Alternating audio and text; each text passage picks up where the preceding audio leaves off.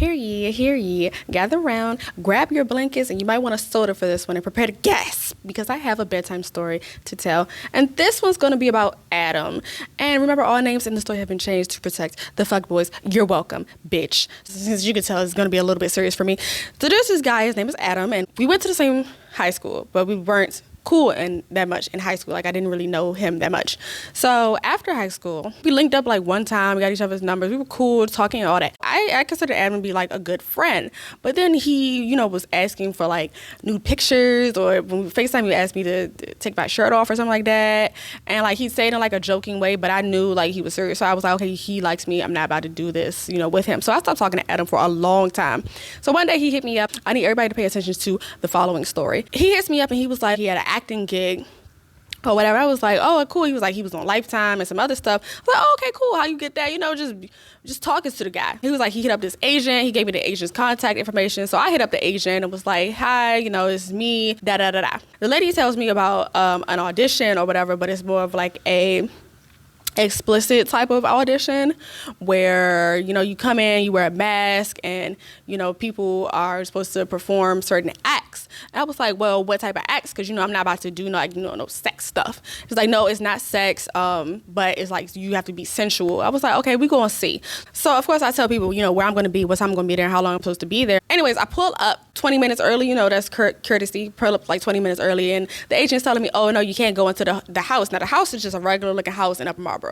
She was like, you can't go into the house yet. We're waiting for like some maintenance or cleaning or somebody to leave. So I'm like, okay, I'm just gonna sit, I'm gonna wait. So when 20 minutes turns into like, 35, I'm like, something just don't feel right.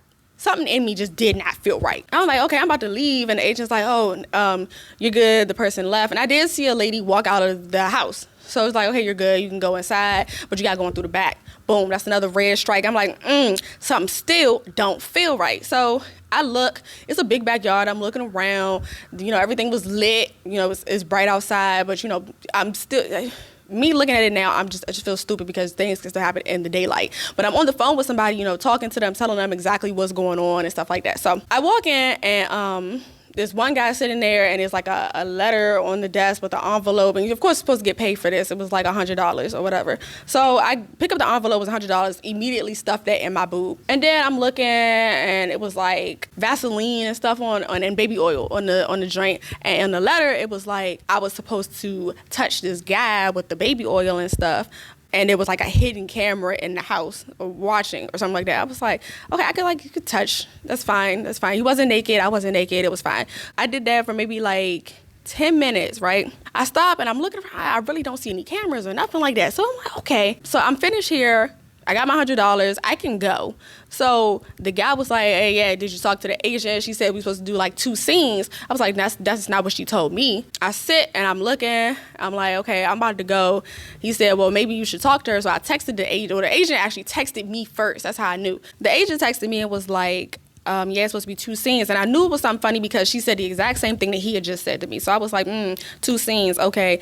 So it was funny because every time the agent texted me, he was on his phone. And then when I would text back, he would get on his phone. So I was like, this guy's the agent. So then I look around, I realized that this is the same house that I was at like 4 years prior. This is Adam's house. I'm like, wow. So then Adam was like, oh, we should do the second scene over here in the bedroom. I'm like, no, you're not about to like kidnap me. What does this? It seems like rape about to happen if I go all the way to the back of this bedroom. I'm like, no. So what I do is I'm like, oh, you know what? I got a phone call. I'm on the phone and I'm looking. I'm like, oh yeah. No, I can't really hear you. I ain't got no service. So I walk outside with the phone, and guess what I did? I booked it. I booked it all the way to my car. I was gone. I got my money. I was good.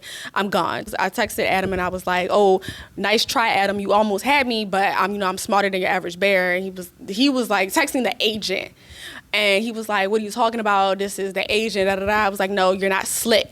Da da da. So, anyways, this is a story about how I almost got raped.